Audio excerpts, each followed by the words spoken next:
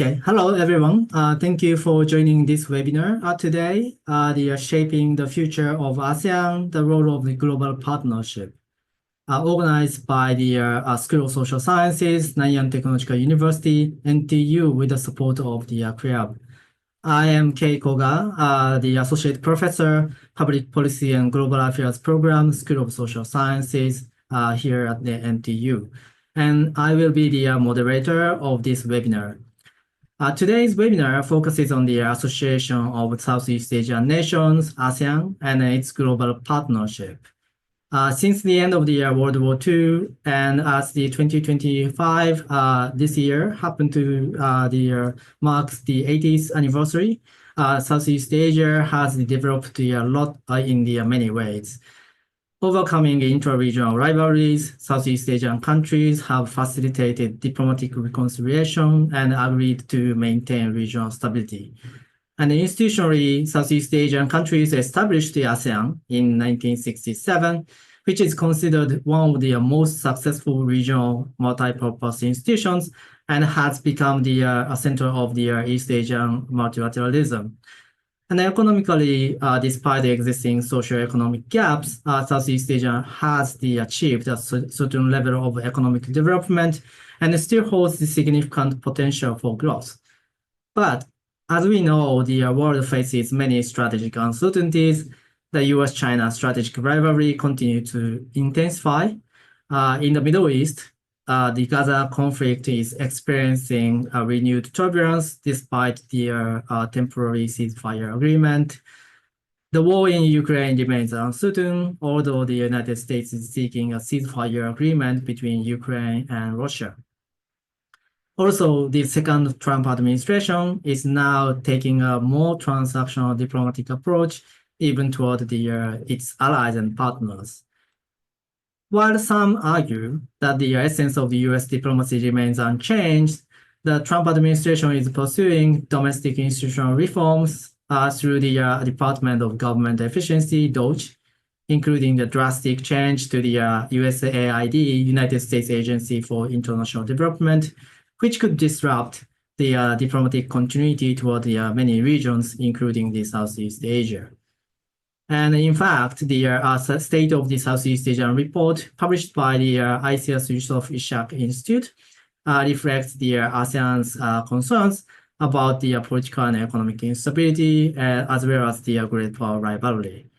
And at the same time, we are witnessing new trends in the Pacific, such as the establishment of the unilateral and multilateral frameworks led by the regional major powers. And some argues that this strategic development could negatively impact ASEAN's centrality and unity. So in this context, we'd like to ask, how can we advance ASEAN? And particularly given that the ASEAN has nurtured strong relationship with its dialogue partners, such as Japan, Australia, South Korea, and India, what kind of partnership do ASEAN and or its member states envision to further ASEAN's progress? So for this, we have three wonderful, excellent experts today in this webinar. And then I introduce one by one. The first, Mr. Thomas Daniel. He is the senior fellow at the ICS, the Malaysia Foreign Policy and Security Studies program. His interests are in the impact of major power dynamics on ASEAN, the South China Sea dispute, political security cohesion with the ASEAN and Malaysia's security and foreign policies. He also looks at the refugees asylum seekers in Malaysia and the Myanmar crisis. Welcome, Thomas. And secondly, the Professor Kitty Praswath. He is the professor of the political science at the Thammasat University, Thailand, where he used to serve as the vice rector, international affairs, and then director of the Institute of East Studies. His writing includes Japan, Southeast Asia relations, US-Thai security alliance, maritime security, ASEAN soft power, public diplomacy, and Thai politics. He received the PhD from the UC Berkeley and the MA from the Keio University. Welcome, Kitty-san. And last but not least, the Ms. Sharon Sear. She is the senior fellow and then concurrent co-coordinator of the ASEAN Studies Center and the Climate Change in Southeast Asia program at the ICS Yusof Ishak Institute. Prior to academia, she spent 15 years in the Ministry of Foreign Affairs and the National Environmental Agency of Singapore. She was the associate director at the Center for International Law of the National University of Singapore immediately prior to joining the ICS. She graduated with the Master in Public and International Law from the University of Melbourne in 2018, and her research interests are in ASEAN multilateralism and rule of law and climate change. Welcome again, Sharon. So, before we begin, I would like to make a few housekeeping announcements. In this webinar, we will have the 2 rounds or more of the questions posed to the panelists. And then if you have any kind of questions during the webinar, please feel free to type them in the chat box so we can address them later on if time allows. And then also before asking your questions, please let us know in chat box your name, affiliation, and also to whom your question is directed. Okay. All right. So let's start. And the first round. Each panelist has the 5 to 7 minutes or more to respond. And my questions are simple. What is the current strategic situation in Southeast Asia, as well as the ASEAN situation today? And it would be great if you could respond to this question from either your country's perspective or Southeast Asia's in general, or both. And let's start with Thomas, and then after that, like Kitty-san, and then the Sharon-san. So over to you, Thomas.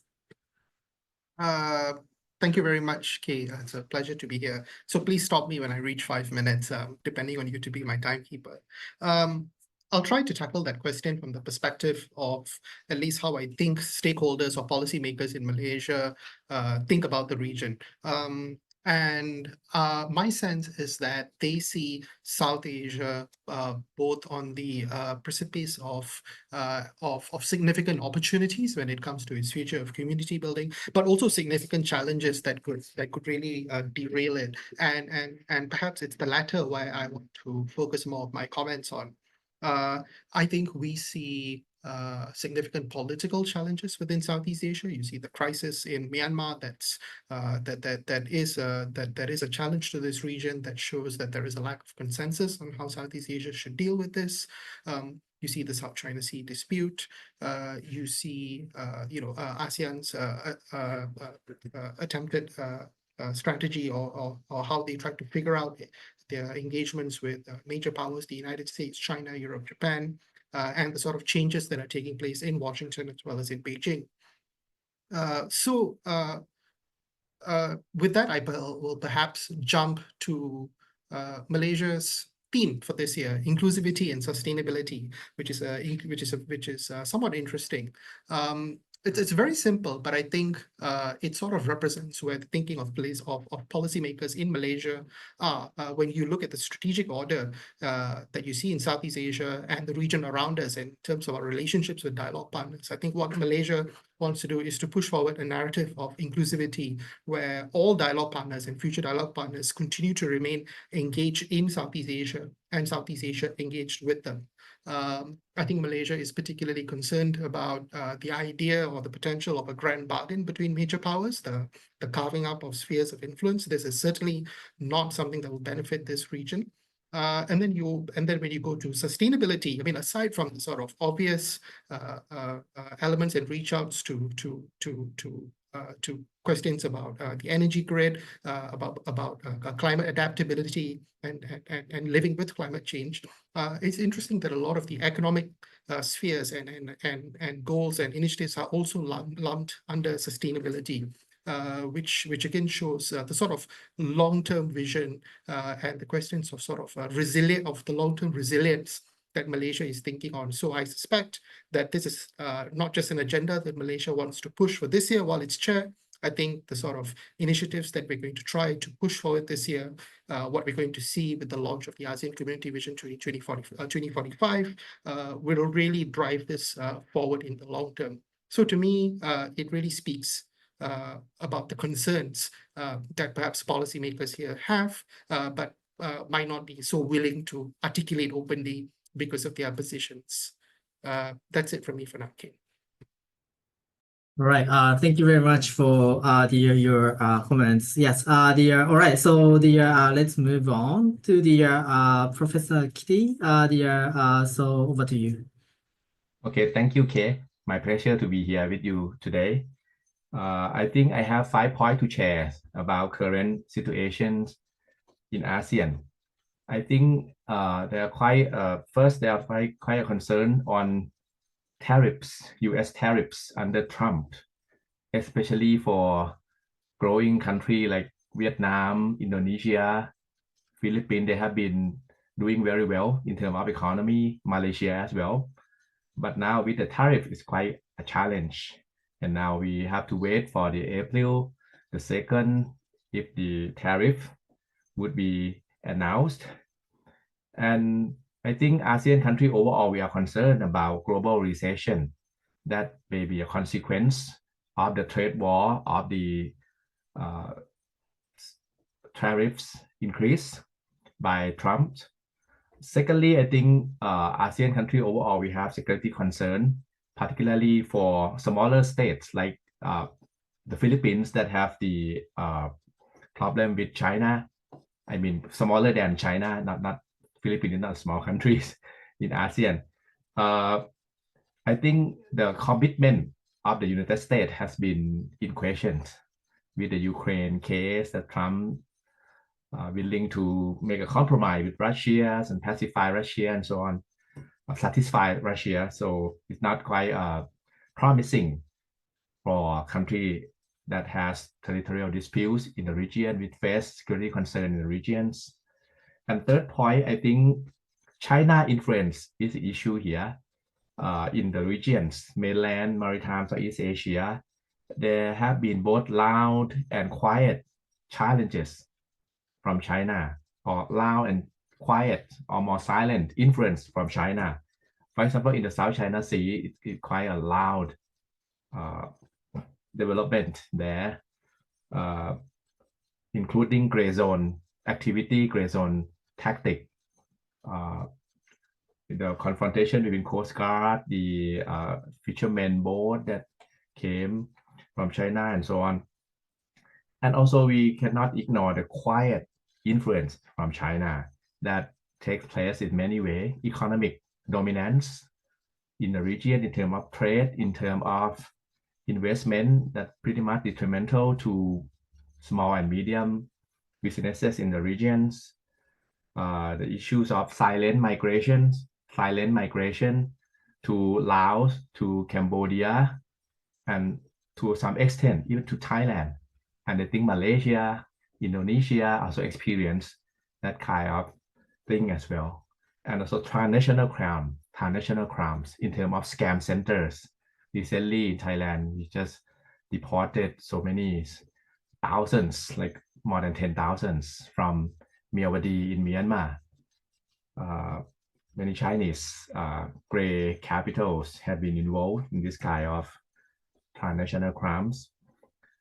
And fourth, I think with the US trying to settle the Ukraine-Russia war, I think after a while, Trump would pay more attention to Indo-Pacific. Now he seems to be very much preoccupied with European affairs, Ukraine affairs. So after that, we have to see how Trump will take an action on Indo-Pacific. I suspect that it's very likely that Trump will pressure the linchpin allies like Japan and Korea to take more responsibility in the regions. That would be very tricky for Japan, in particular, in the South China Sea case and overall security maintenance in the regions. And the fifth point is on ASEAN itself. I think ASEAN has been facing challenges in terms of coherence, strategic viewpoint, strategic outlook quite different among member countries. Some countries are leaning quite close to China. Some country, like the Philippines, has a problem with China. So I think this time, in fact, ASEAN need to be more coherent under these circumstances, whereby Trump tend to disengage from the region, tend to have American first. I think ASEAN should form a solid organization to become a kind of middle power in a sense, so that we can work with Japan, we can work with EU and other partner more. The case of Myanmar crisis also show that ASEAN also lack of coherence. The attention has been paid not equally among member countries. South China Sea as well. Countries tend to take their national interest priority. Okay, so I should stop here first. Thank you. All right, great. Thank you very much. So yeah, Thomas and also Kitty, talks about ASEAN's kind of diversity, and also it's kind of difficult to have consensus among the ASEAN member states in particular issues. And then so yeah, I would like to kind of come back later on, probably particularly to Thomas, because Malaysia is the chair of the ASEAN the country. So how we could actually handle the ASEAN centrality or ASEAN unity in the future. But yeah, going to the next, Sharon, over to you. Thank you, Kay, and thank you for having me on this webinar. I tend to see these conversations more like, kind of like a group therapy session, right? Because everything that's happening in the world is so disturbing. I don't know if you are like me, you wake up every morning, you check the White House website and see what new executive order has been issued. But it becomes, really exhausting after a while. My presentation will be on mainly three key points, three key trends that I see as affecting Southeast Asia and will continue to have long-term impact. And some of this is, predates Trump. It also will post-date Trump. So I think the kind of shifts that we're seeing right now in the world is not because of one man, but really it has been happening already for a very long time. Things that we haven't really reacted to. So the first one is, you've mentioned, Kay, the continued conflicts in the two major theaters, and that's Europe and in the Middle East. And so beyond just having immediate impacts of, say, volatile energy prices or disruption in food security, I think what's really happening is this erosion of trust in international law. And that's very worrying, because what has happened there is that it has exposed the kind of double standards and hypocrisy of the major powers. So on the one hand, they can talk about Ukraine in a framework of sovereignty, but on the other, there's very little attention paid to the Palestinian statehood question. So this era of rule of law, where it is respected and it's being upheld, is slowly being eroded away. And it's quite telling for Southeast Asia as we watch all these developments that we're entering an era where, might is right, and really it's about every man for himself. The second one is the disruptive nature of the second Trump administration, seeking to maintain its top position. And top position vis-a-vis who? Obviously, is vis-a-vis China. But the Trump administration has failed to make a distinction between friend or foe. I think Professor Kitty talked about the tariffs, and in tariffs for economists, I'm sure, is a very blunt instrument. And not only that, the way that it is imposed doesn't tell you very much whether you're an ally or not, you will face those tariffs. The second one is the shrinking of the US security guarantee across the world, and that's really causing a lot of difficulty for Southeast Asia. I think many governments don't really know how to read and to assess the American policy direction for the region. Partly maybe because there's preoccupation right now. So in a way that gives Southeast Asia a bit of a breathing space to assess what's happening and then to calibrate the responses in return, right? The second one is because it's really hard to divorce the personality from the policy. So sometimes when you watch what's happening, you can't really tell whether it's the personality driving or is it a hardcore American policy decision. But what is clear to me is that I think American interest in Southeast Asia will be very diminished. It may not really return, and if it does return, the interest in Southeast Asia might be seen through a China containment lens. Because, basically, what is the value of Southeast Asia to the new US administration? I think that is a question that many governments and ASEAN as a whole has to think through. So right now I see Southeast Asia as watching very keenly or curiously and maybe perhaps with a sense of antipathy towards the US, towards some of those policies like you mentioned, DOG. Well, it's not unfamiliar. I think many governments want to do that, cut unnecessary spending, be more efficient, but and some other things like, for instance, breaking up the education department. These are all watched with a bit of bemusement because it doesn't really have real impact. But there are some policies that will have a certain real impact. Tariffs for one. Second one that you mentioned earlier is the USAID cuts. But on the foreign policy front, I think we need to grapple with the fact that Southeast Asia will actually be very low on the list of priorities. And as Professor Kitty said, when they do come back and after they have cleared all their preoccupations, it will be to see Southeast Asia within the Indo-Pacific and where the Southeast Asia factor in that. The third point is the rise of China. So far has been relatively peaceful and economically focused, but there is no guarantee that this trajectory will continue, especially if China's hand is forced. And we see China's actions in Taiwan Strait, in the South China Sea. I like how Professor Kitty talked about loud and quiet actions. I think we all have been observing these actions. So we know where those red lines are, but the region does not yet know how to manage a more assertive or even aggressive China. Because while we have coexisted and even benefited from China's rise in the last 2 or 3 decades, we don't know how to respond or push back or hold our positions without the backing of US security guarantees. I think this is something that really bears thinking through.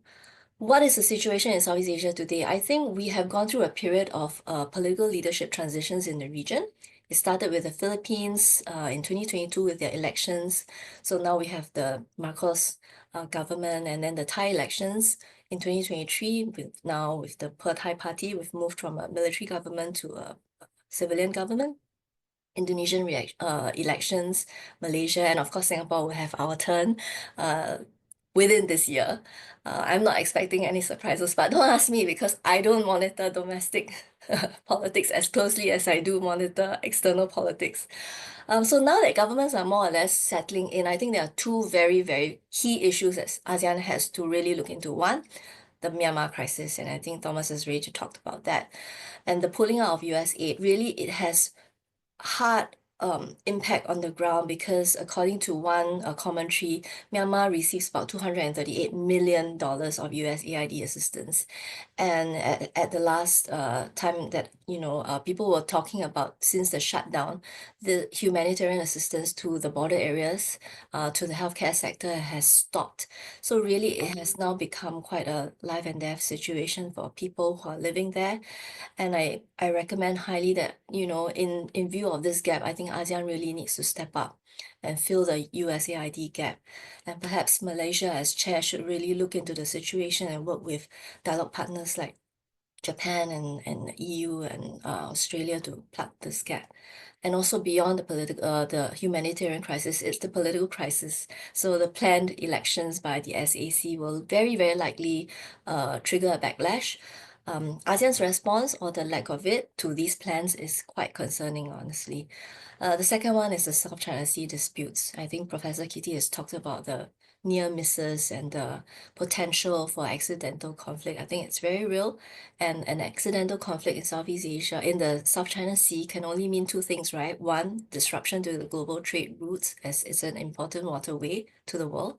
The second and the bigger, scarier prospect is inadvertently widening that conflict to whether it's between ASEAN member state and China, between ASEAN member state and ASEAN member state, or China and other greater powers, this prospect becomes exponentially higher, and is a scenario that we don't want to entertain. But I think ASEAN really needs to think about it and think through their strategies to build an off-ramp for accidental conflict. I'll just end here. Thank you. Great. Thank you very much. So yes, it seems that the world is actually changing, and also there are lots of the turbulences and uncertainties. So that there are many actually countries need to step up, and then they think about the new actually way to maintain the stability in the region and beyond. So okay, so that the first question is to kind of set the scene about how the Southeast Asian countries view the world today, and then how they actually think about the future. So now I'm going to ask the second question again. Each panelist has more or less 5 to 7 minutes to respond. And then this is a kind of like the core of today's seminar, because I would like to talk about the dialogue partners and global partners. So the question is regarding the role of the global partnership for ASEAN, and a specific role of the dialogue partners such as Japan, Australia, and South Korea. My question is, what is the desirable international cooperation to advance ASEAN, and what would the ASEAN expect from them? Because the dialogue partner has many different comparative advantages, and maybe you could actually ask in general we should actually strengthen the cooperation in this field or that field.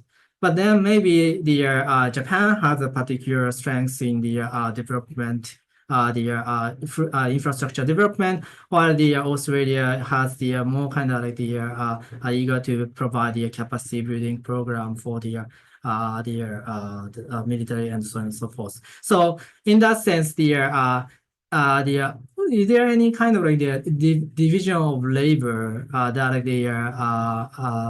ASEAN could actually think about, and then among the dialogue partners, and then what would you actually expect from them? And then if you could, you don't have to specifically mention each of the dialogue partners kind of comparative advantage, but if you could actually just give us the sense of what to expect, that would be great. So that's kind of my second question. And this time, let's do the reverse order. So I'll ask Sharon first about this, and then also then later either Kitty-san and then Thomas. So over to you, Sharon. Okay, thank you, Kay. Yeah, I'm picking up from where I left off. I think that now that the region has more or less settled into hopefully stable governments and administrations for the next few years, it's maybe time for the region to kind of hunker down and create a kind of self-reliance playbook of our own, with help from the dialogue partners, because there's no better time to, fix it all while everyone else is being distracted. For Japan, I think that from the State of Southeast Asia surveys that we have been doing, that the trust that ASEAN has in Japan is consistently high, and therefore there's a lot to do for ASEAN and Japan, and we've just celebrated our 50th anniversary. There's a comprehensive strategic partnership. What we have is, I was just looking through, and I think people in the audience probably know this better than me. There's a Japan-ASEAN Ministerial Initiative for Enhanced Defense Cooperation, which is currently packed at the Vice Ministerial level. I don't know why it's at a Vice Ministerial level, but I think it's about time to raise the level to a ministerial level and to build on more than information and capacity building exchange. We know why. Japan has been very gentle and very slow in building up that cooperation, because there's the sense that there are lingering memories, right, of what Japan has done. But I think we started this in the 1990s, right? And it's been on a level of exchanges through the 2010s where we've moved on to a level of capacity building cooperation. But I think the time is about right to begin thinking about working on issues on confidence building measures, for instance, in different fields, in maritime security, in cybersecurity. I think this can be very helpful with ASEAN, but also you can engage with other external partners, and you mentioned some of them like Australia or South Korea. And your call, Japan's call to maintain the status quo, to uphold international law, is a clarion call that I think ASEAN subscribes to. And in fact, the view of Japan as a responsible stakeholder that respects and champions international law is the top reason why Southeast Asia trusts Japan. I think we saw that in the survey where 36.5% cite this as their main reason for trusting Japan. So Japan can count on ASEAN support for this. And practically speaking, I think we can do more than just holding seminars and conferences about upholding international law. One thing that we can all do would be, for leaders of both sides, of all 10 ASEAN member states and Japan, to continue messaging this key point in their speeches, in their talking points. And then another one is to consider holding joint multilateral exercises, training together. These are signals that you give, optical signals you give to the outside world to reinforce and to strengthen the idea that international law should be upheld in this era of eroding trust in international law.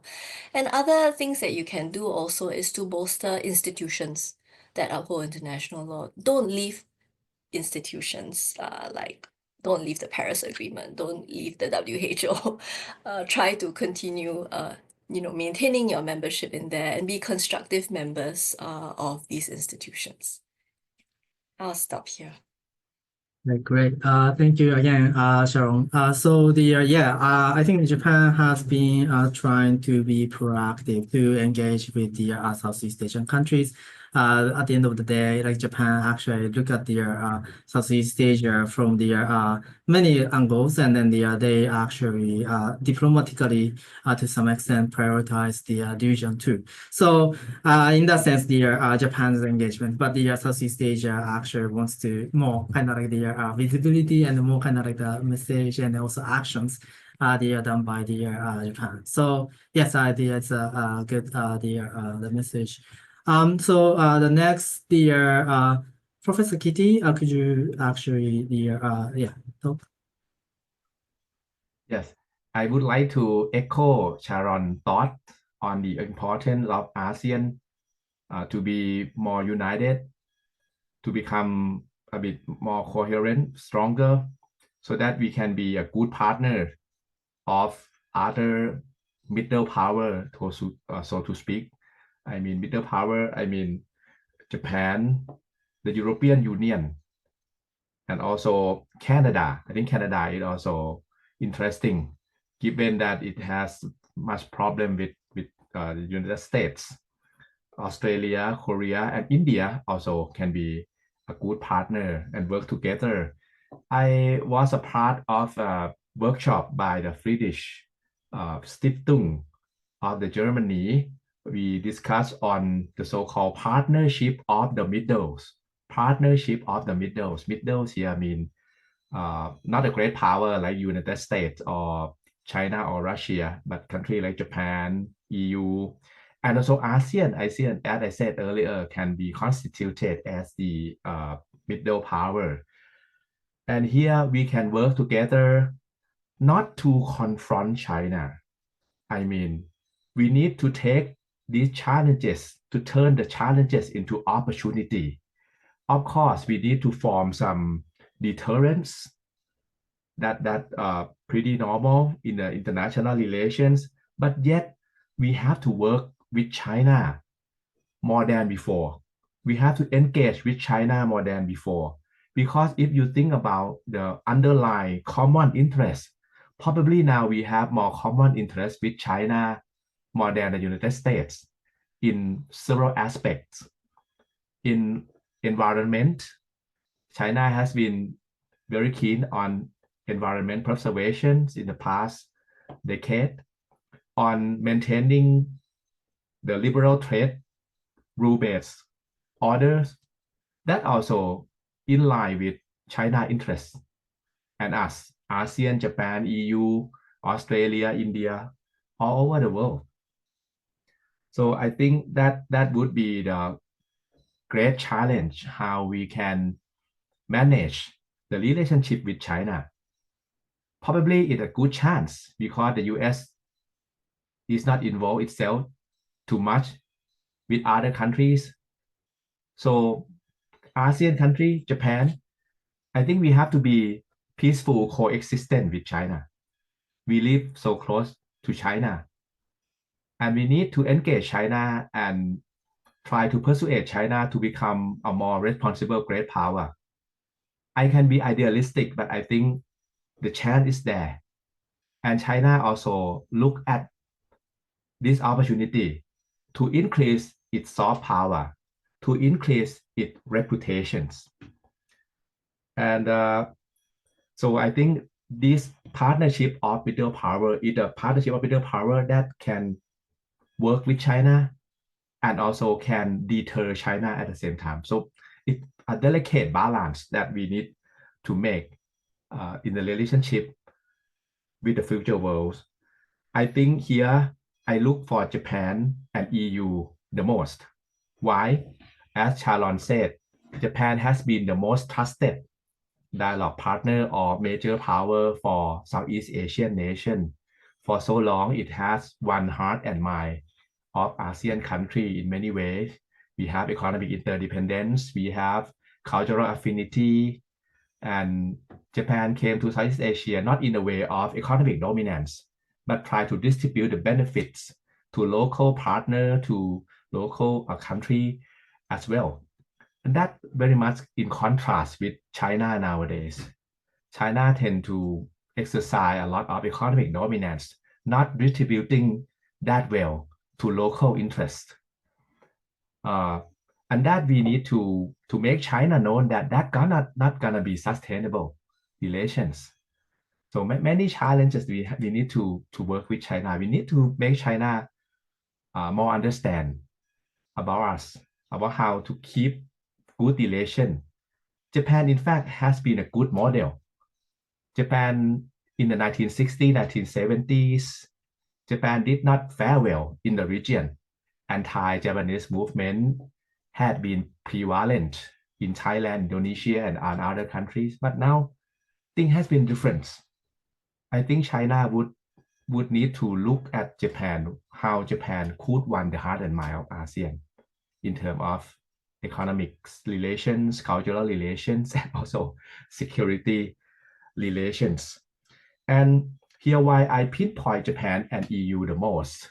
I think other countries probably are not that ready. Canada is good. Korea tend to be preoccupied with the Korean Peninsula problems. Of course, Korea would be a great partner, but they have a lot of burden. Australia has been aligned so closely with the United States. So it would be very difficult for Australia to take the position nowadays, I think. Sorry, I have to be blunt. India, we need to work more with India, but sometimes not predictable with India as well. But Japan is more predictable. EU probably more predictable, but EU will be very much preoccupied with Russia.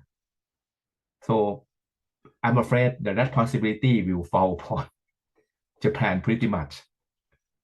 But however, Japan also has a close relationship with China in terms of economy, investment, and so on, although they have quite a big competition nowadays. But I think still a room for Japan to work with China, with ASEAN, with EU, with other countries. And Japan also a leading country in the CPTPP, Comprehensive and Progressive Trans-Pacific Partnership, now involving the United Kingdom.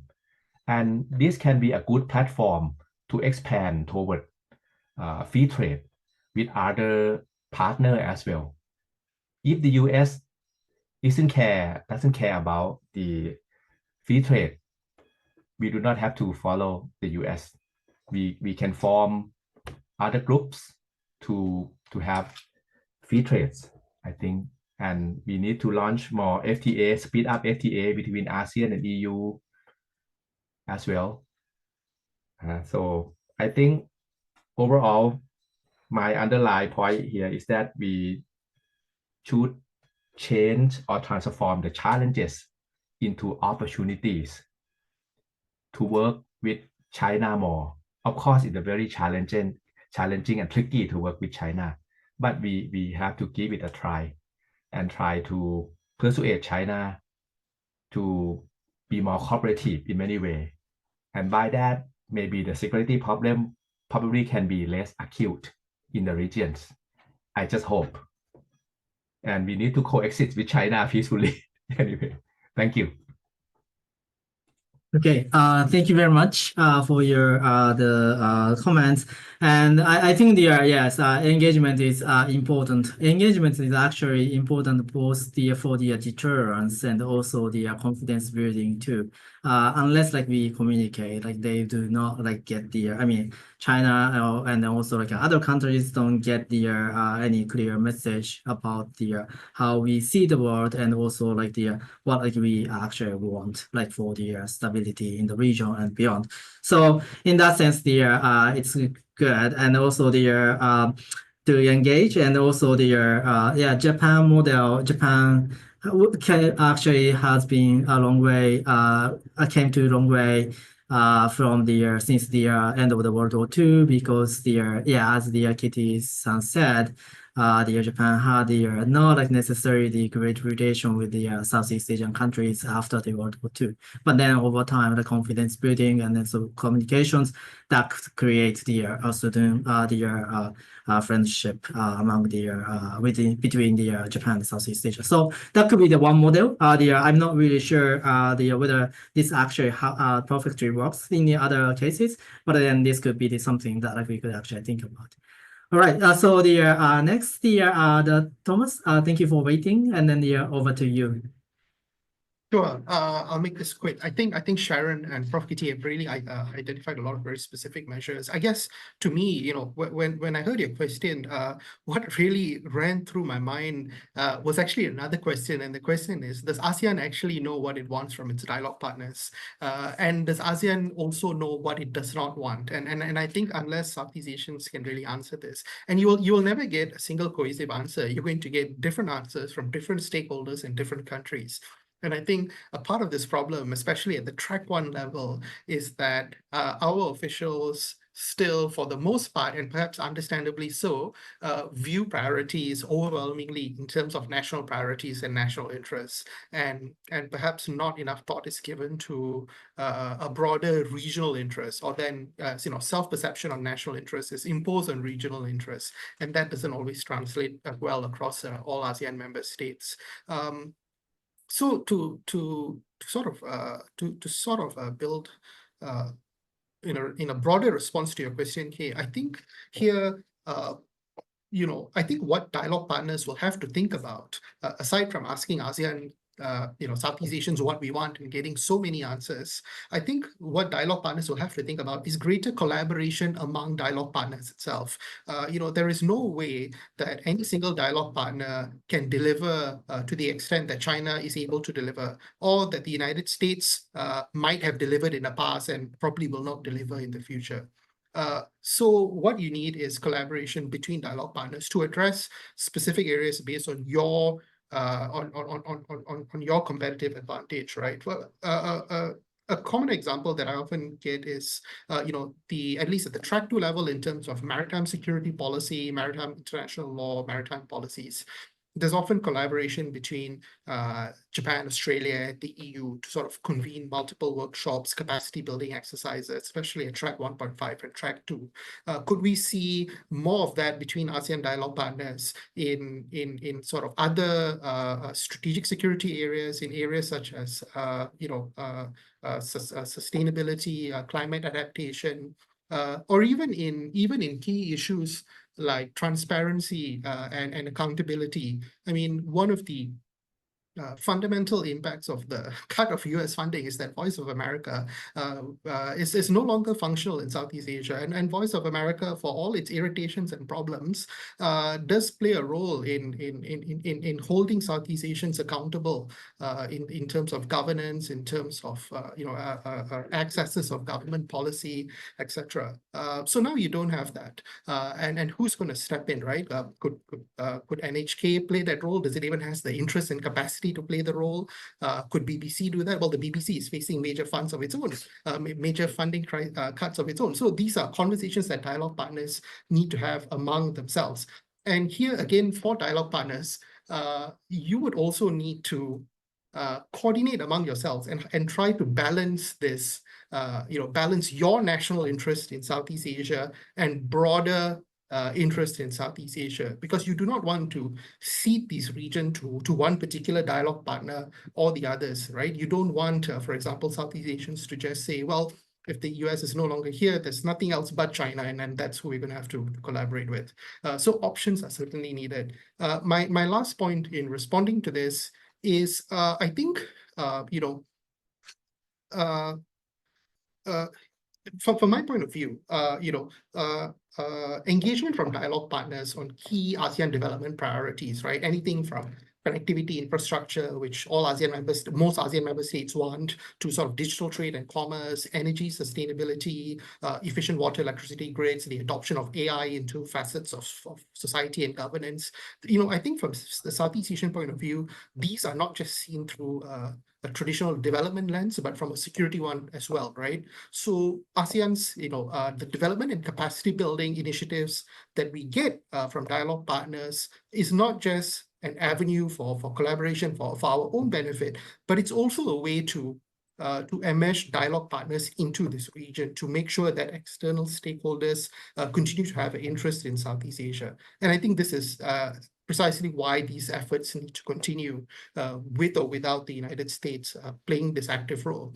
And for guidance on how to do this, well, you're going to have your blueprints for the next 20 years when the ASEAN Community Vision 2045 is launched in a few months' time. So you have that yardstick there, you know what the priorities are, and that's how you engage it. Okay, great. Thank you so much. So yeah, what you just said, Thomas, was echoing with what Sharon and Professor Kitty said. Yeah, I mean, important thing is that we probably need to think about is how dialogue partner will cooperate with each other and engage the ASEAN too. And I think that's I mean, it used to be the opposite. I mean, ASEAN actually create a forum where many countries come together, and then most of the telling example was Japan, South Korea, China kind of trilateral cooperation. APT. It was actually derived from the cooperation with the ASEAN +3 framework. And then they actually developed that. So maybe we want to see this kind of engagement and how we could actually build some partnership outside ASEAN and also the inside ASEAN, and then maintain the stability. And if there's a vacuum that we actually see from the US kind of new diplomacy or foreign policy, maybe the other dialogue partners can fill those kind of vacuums too. But yeah, thank you very much for your comments. Now I finished the 2 rounds of the intervention. Sorry, 2 rounds of the questions. So I actually have lots of the comments from the audience. So let's do this one by one. I mean, I because of the time constraints, I'm gonna have to pick and choose some of them. But then there's a certain the comments, the general one and the others one. So I'll just kind of ask one question from the top. So from this is one from the Sun from the Korea mission to ASEAN, and then the asking the ASEAN's the centrality, the question about the ASEAN centrality, and it says ASEAN has produced loads of the joint statements with its dialogue partner every year, while emphasizing on ASEAN centrality. But this goes on the ASEAN centrality remains still vague, as the statements as such are not translated into the real policy. Maybe ASEAN should think about working on the resolutions rather than statement. So yeah, I mean, like too often we have those kind of like the question about the ASEAN centrality, and as Thomas said, like if you ask what it means, maybe like we get like the different kinds of the answers from each the ASEAN member state. But yeah, I mean, like how would you actually think about this? Is this actually the better way to the kind of good to have the unified the ASEAN centrality concept, or like is actually evolutionary?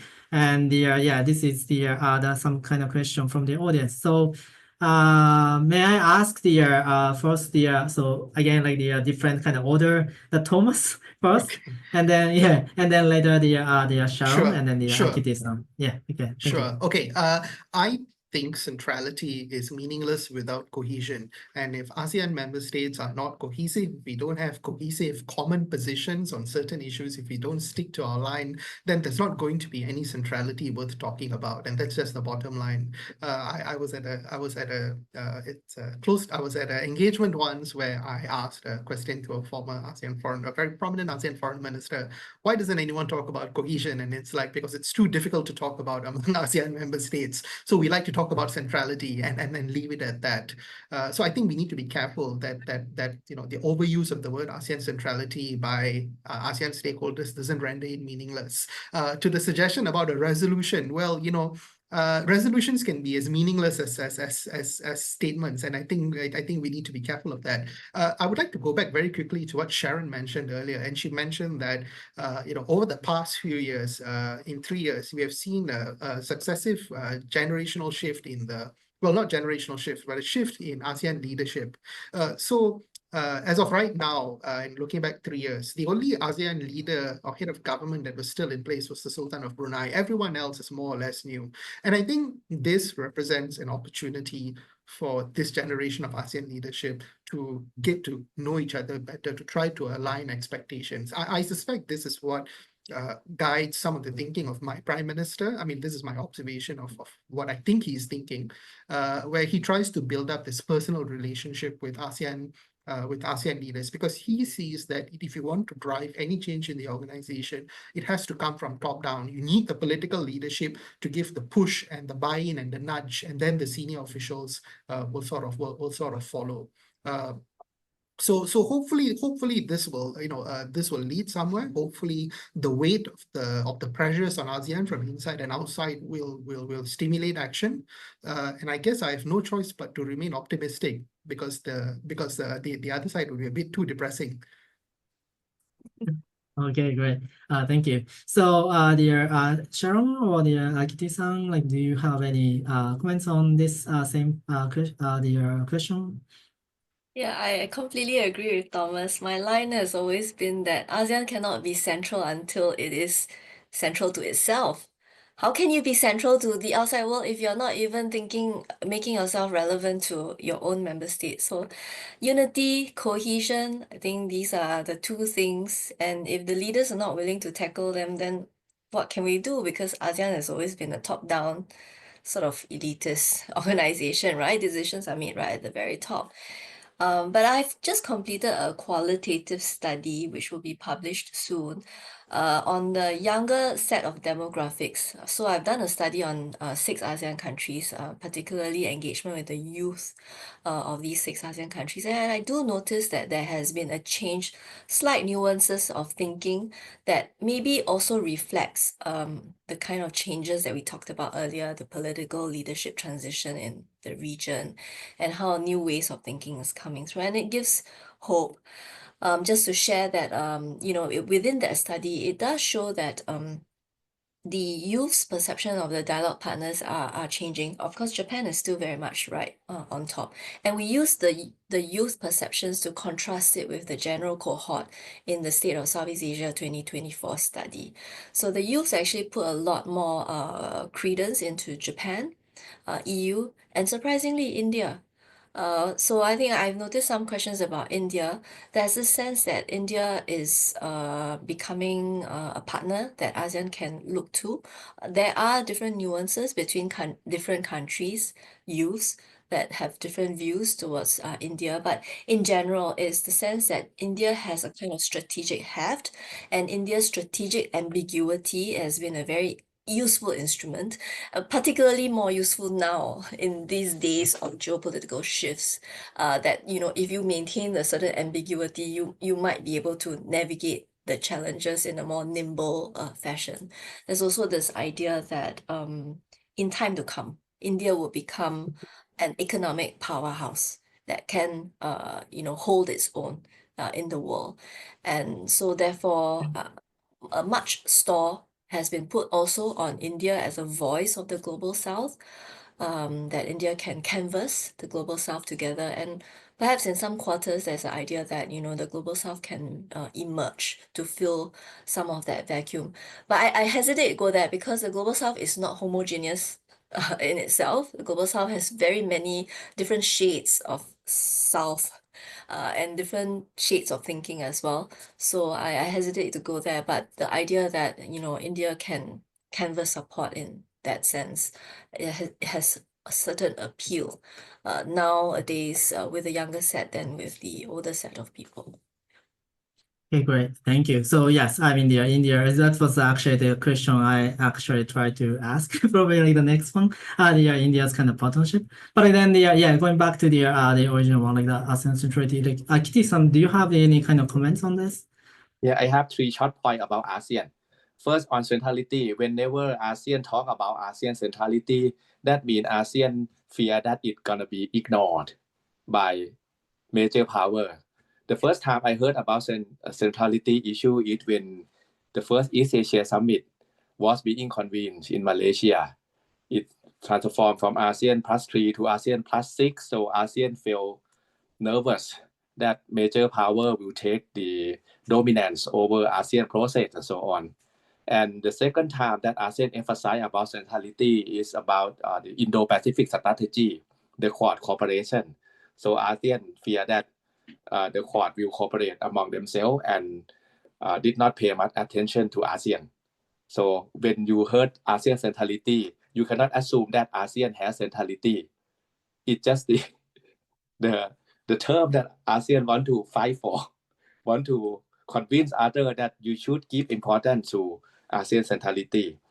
The second point is on I think minilateralism in ASEAN is more and more possible these days. Although I advocate the unity of ASEAN, but probably it time consuming. It takes time to mobilize all the 10 ASEAN countries.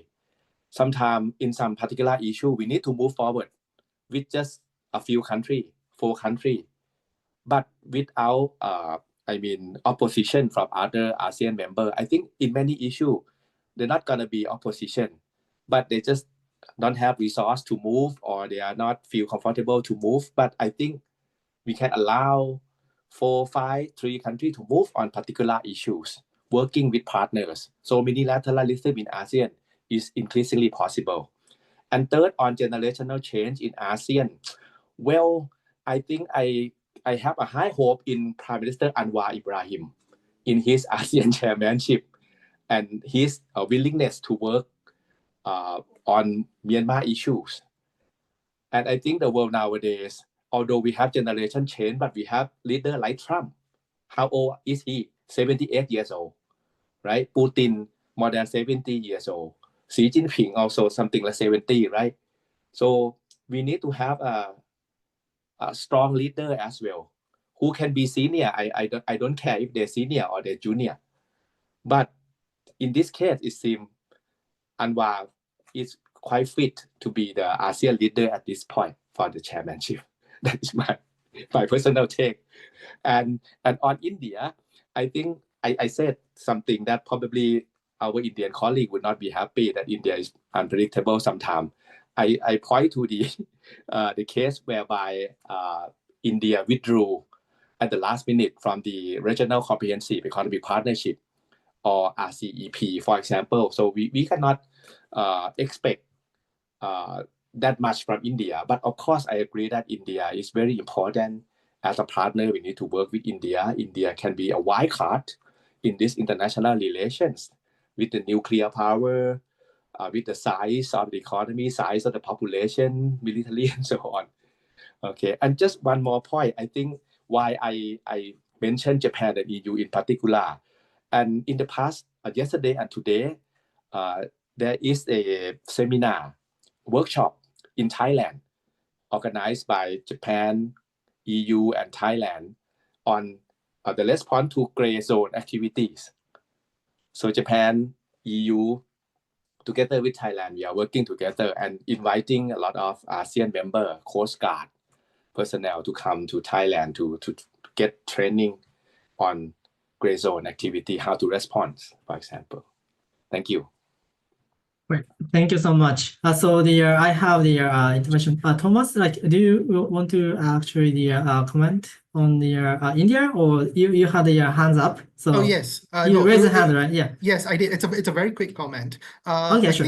I think my view is that thinking of ASEAN leaders, we also have to think about the fact that we have many ASEAN leaders who all have very strong political personalities, and they do have their own national interests, and how that national interest comes and intersects with regional interests is another question, which could be an area of concern.